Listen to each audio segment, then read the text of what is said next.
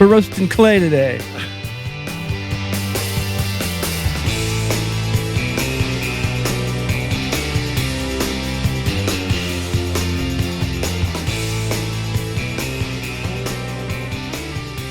Hi, I'm Chris Stevenson, and those of you that know me know I like to travel. And I've traveled to some crazy places in the world, and during this time of COVID-19, it's tough to travel. So there are some really cool places in Calaveras County you can go. So I've got my bag, and I'm loading up the truck. Come along with me. We're going to Quyle Kilns. I've been lucky enough to find a place that welcomes and encourages artists of all kinds, but especially potters and sculptors.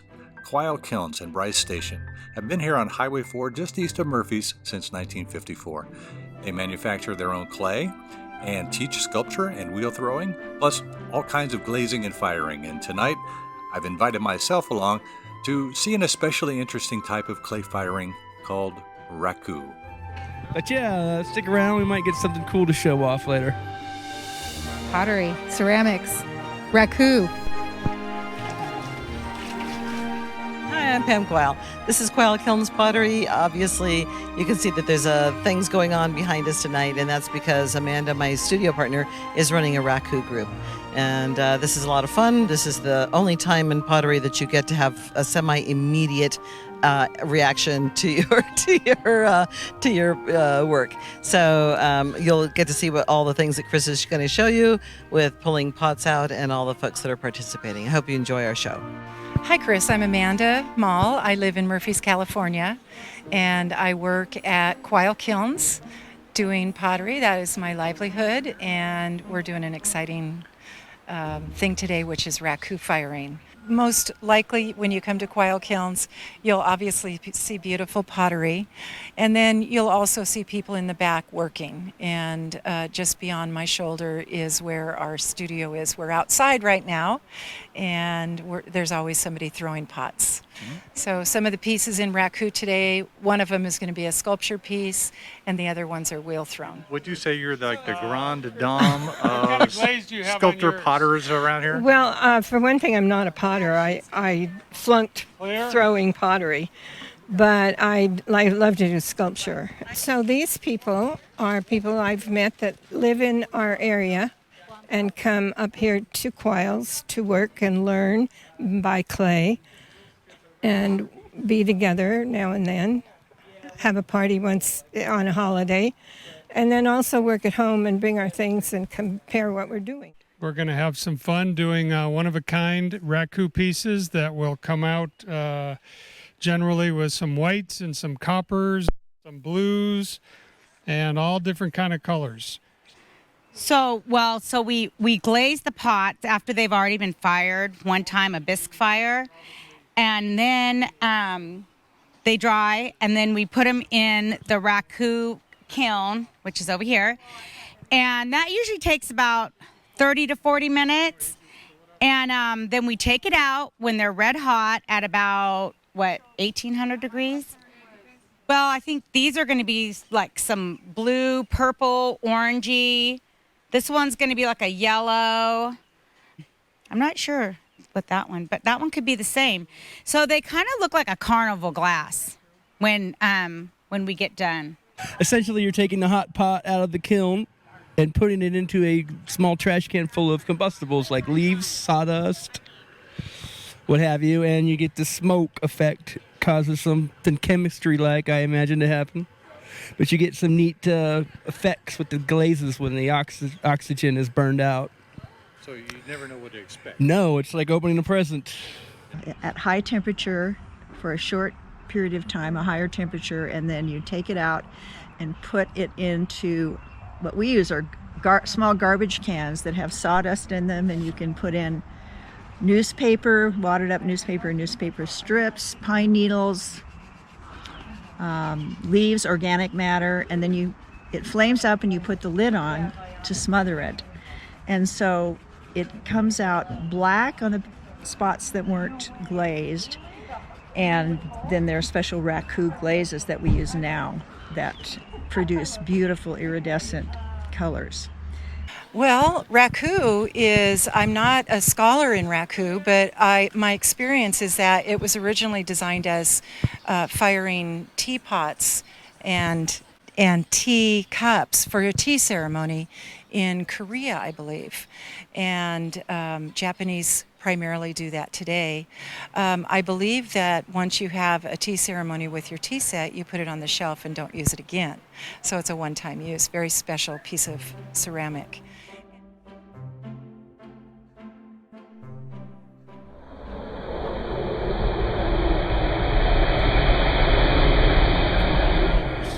And what we'll do is we'll take this up to 1830 degrees. They'll be glowing orange. We'll take them out, we'll put them into a reduction chamber, which you see here, with newspaper and pine needles and everything. And then we put the hot pot in there, catches fire. Once it starts flaming, we put the cover on it, which creates a reducing atmosphere. And what it does is it actually burns the oxygen, chemically debonds the oxygen from the glaze and leaves it on the surface of the pot, which is why you get the coppers and the metallic colors. How'd you get roped into all this? Well, my wife is a potter, and she likes Which one doing is this. she? Shelley, over there. That's Shelley. Hi, Shelley. The fire's looking for oxygen, and so it tries to get it out of the glazes, and that's what makes it be a beautiful color. We started doing this at our home, and we really enjoy it. And so I've done it a few times with her, and now I'm learning how Tim does it, and so I got a lot to learn. You want to take precautions because it's 1800 degrees and these are very hot. We have full-length gloves here. I'll show you my gloves. Full-length gloves, and you don't want to be wearing anything polyester because if it catches on fire, then you're going to be one burning piece of plastic. We are firing our Raku kiln, and we started out at 65 or 95 degrees, and we're at 1379, 80, and it's going to go up to 1825. So it's going to be very, very hot when we get to that temperature. I singed my bangs in the... Yes, I was looking into the kiln and I couldn't see the flame, and because it was so bright out, and I heard my bangs were singeing, so I hurried up and I could hear my bangs singeing, yeah, so I had to get out of there really quick. Could go anyway. Yeah, little singed eyebrows are known to happen. Pay attention where you're at and what you're doing, and especially right now coming up here in a minute when we take the lid off and they start getting the tongs in there and taking it out and putting it over there in those buckets. You know, people got to watch out and be conscientious of who's in front of you and who's next, and because these are hot. This at home. Don't try this at home, kids. I'm doing a totem, so it's not just a regular pot, but there's a bird that's going to sit on top of a donut, which is one of those round things in there, and then there's going to be some balls in between, so it's going to be a sculptural piece that stands vertically about 24 inches. All right, everybody get ready. We're getting close here. All right, we're actually pretty good. Everybody ready to go? Right? So, you guys ready here? You got 1, 2, 3, 4. You ready, John? Don't you turn it down more than that? Oh, yeah. He turns it off. He turns it all the way off. This is an interesting little trick. Okay, there's one. All right, go, girl. Got it? Yeah, that's what I was afraid of. She didn't knock it I can't pick it up. All right. Okay, just a little more.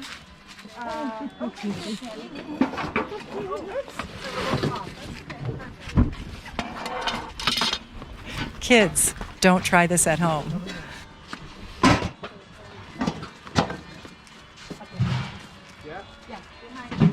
Sorry.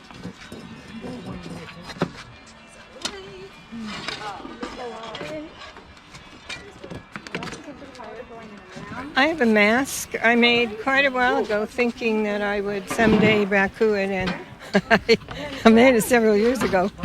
So we'll see how it turns out. Say hello to Daddy. Tim taught me that. Oh, look at that metallic. Oh, no. Did I put mine on too? Do I take it on or take it off? No, you just leave yours on. Oh, you can pop it. Here, take this. Fan it, fan it. There it goes. There it goes. Okay, go ahead and put it back. Absolutely fabulous. I got a peek at my donut, and it has some copper in it and some metallic. Very beautiful. So, looking good. Never stand above it. Always stand to the side. My computer stopped, and then so she might be able to tell you more. 11.6. Now we know who's sweeping up the area tonight. Not much. The combustibles that were in there weren't to her liking. She wants some more, right? A little bit more. Well, I'm excited to see. I can't tell yet, but I'm always so excited to get the Raku pot out and see what happens.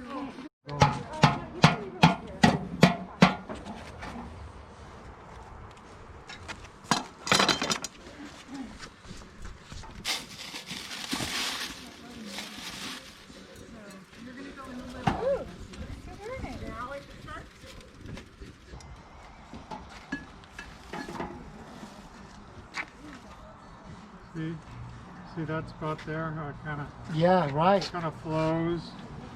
Okay, so if we're analyzing this pot and we look at it, there's a white glaze that was put here, and that really is taking on kind of the brownish color because the clay itself is a brown clay. All right. Now this one here has copper, and where I'm showing you that it's reduced, it's burned that oxygen molecule off, and it's left the copper on the surface. This other glaze here also has a copper in it, but it's got a soda ash in it, which tends to be more of a flat, matte finish. These right here are glossy, right? So they're going to have more melting properties, which is going to give you more of a gloss. So you can actually, even though there isn't cobalt in this recipe, you can see that there are some streaks of iridescent there. I don't know if you can see that on the camera or not.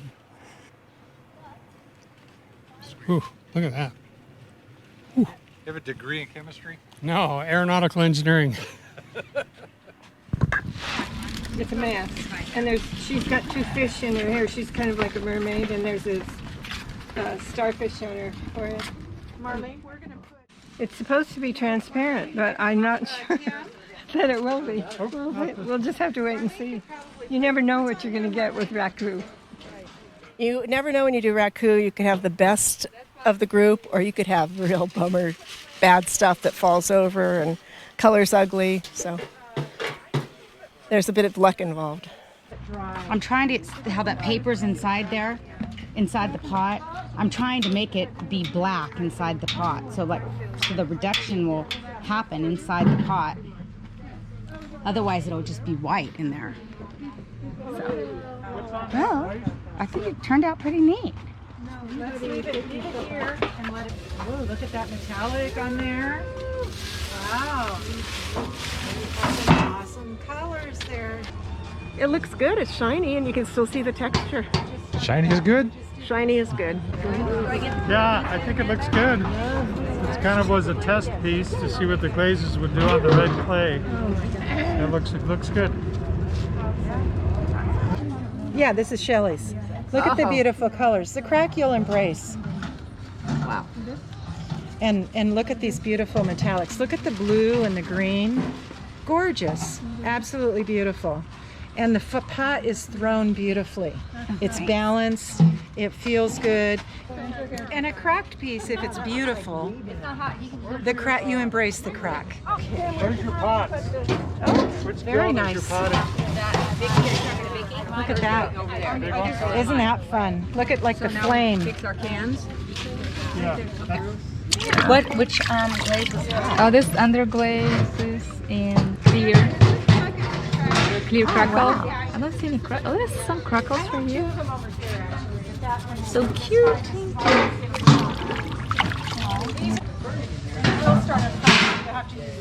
Like it? Yeah. And you? Yeah. So I teach classes here. We have classes during the week and some weekends, and I also do my own work. So I create a full body of pottery, which is wheel thrown, and I also love doing sculpture. Okay, I'm Michael Olson, and I actually happen to live here in the stone house. So I'm sort of the artist in residence, and I have a big sculpture garden at the top of the property, selling off some extras from the old days. And yeah, I'm part of the family now, the extended family here. Did you make that? Yes. What is this? So this is a doorbell. You put it by your door.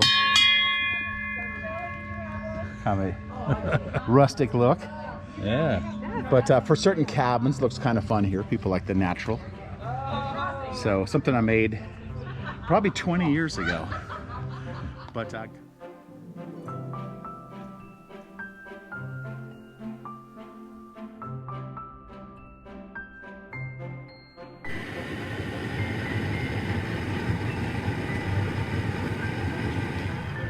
Okay, so reduction means reducing the oxygen atmosphere. So when you put a hot pot into combustible materials, whether it's newspaper or pine needles or sawdust, it creates a fire. The fire flames up. That's because the fire is consuming oxygen. When you put the lid on it, you're basically starving the fire of oxygen, which is a reducing atmosphere. So it reduces the amount of oxygen in the atmosphere, which kills the fire and creates smoke. The smoke gets infused into the pot, into the part of the pot that's not glazed, but also the reduction, the fire wants to burn. So it's grabbing every bit of oxygen that it can. So it actually grabs the oxygen molecules that are within the glaze and the glaze itself, and it burns off the oxygen molecules. So for example, copper carbonate is CuCO2.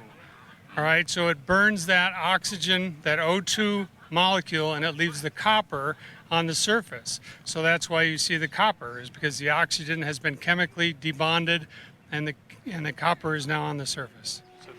We've had a place up here since '99, so I've been aware of Quyle Kilns for that long, and I've always wanted to get on a wheel, and so I signed up for classes with Amanda. And she's awesome, inspiring. And I haven't done any other kind of art since I found ceramics. Do you have a piece? 10 I pieces? do. What you got? One piece, one tiny piece. Yeah, and what do you expect from today? This, for me, it's an opportunity to see some people I like more than anything else, Yeah, and get Mom out of the house. This is Mom? This is Mom. We wanted to do it at night because as the night falls, you'll see the pots coming out of the kiln, and they'll be so hot that it's almost transparent. So it's very exciting. We came here to do a Raku firing. I have a few pieces over there, and I was a little late, so I will probably go in the second batch or even the third batch. Some of the techniques are just where you peel the clay off. We do a technique called naked raku, and everybody's dressed. But naked raku, you dip the clay, the piece of pottery into a slip. It's like a cake batter, and then we'll put it into the kiln. When it comes out, we'll put it into a trash can full of combustible material. It'll start on fire.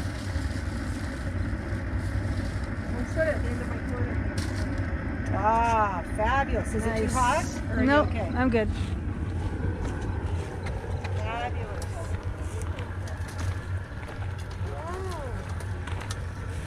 Nope, no here. That was stupid. You get water, Dory? Turn it upside down. Naked raku is a different type of finish that you put on it before you raku it, and after you fire it in the kiln and you take it out, you pour water on it, and the outer layer pops off, and what's underneath is what you're left with, and it can be really beautiful. Turn it upside down. It's probably better. Yeah, now just pour the water over it. Hold on. And all of the smoke that's in the can will fill in the minor cracks. Take it out, pour water on it, and it peels off like an eggshell. It's amazing. So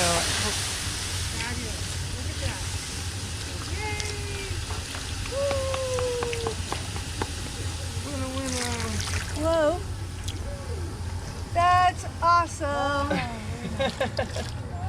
Oh yeah, look at the blue on that. That's cool. Should I do more water? Yeah, you have to wash that off there. 1840.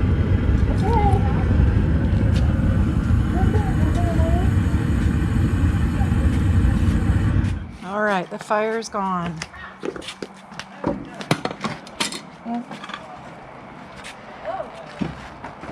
Ooh, blazing hot. necessary. Okay, girl, you go. I go? Go. Ooh.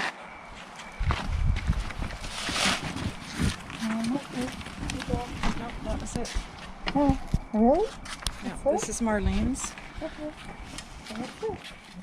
Yeah, I forgot. I lost my mind.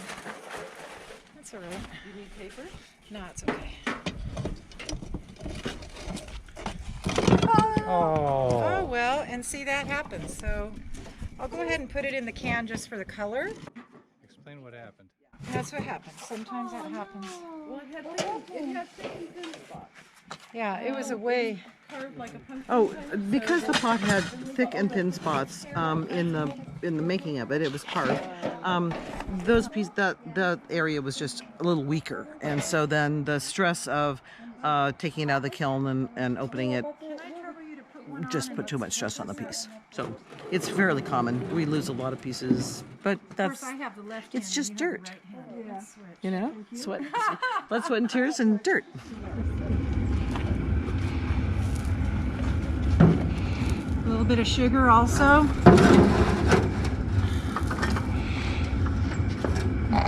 Oops. Yeah, just throw it on there. It's cute. It looks good.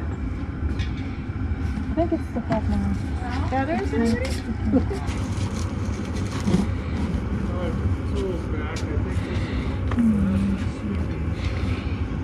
Yeah. Thank you. You're welcome. That one came out good. Yeah, it looks really nice. Really good. The bottom one. Nobody's doing feathers, huh? Oh yeah, I had a feather here. Okay. Yeah, there's empty spot. Yeah, super. Still getting something there. Yeah, it's great when it's stuck in the fritlet. I think that's plenty. Less is more. Yeah.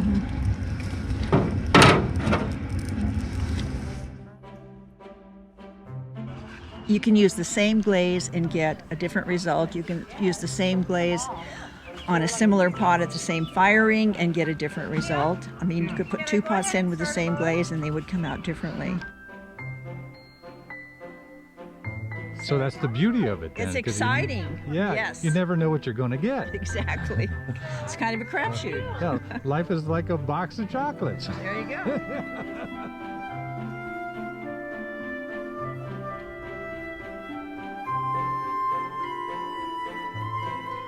Oh, we're always crossing our fingers. It's like Christmas. And we're expecting some beautiful art to come out.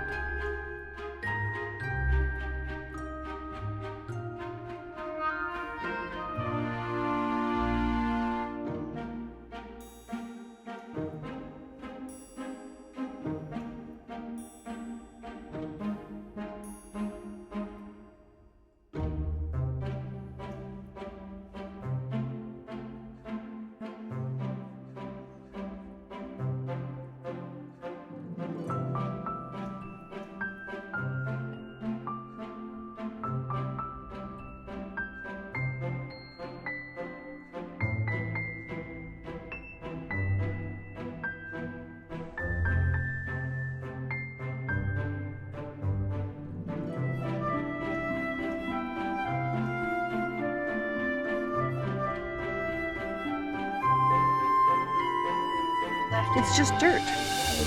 You know? Blood, sweat, and tears, and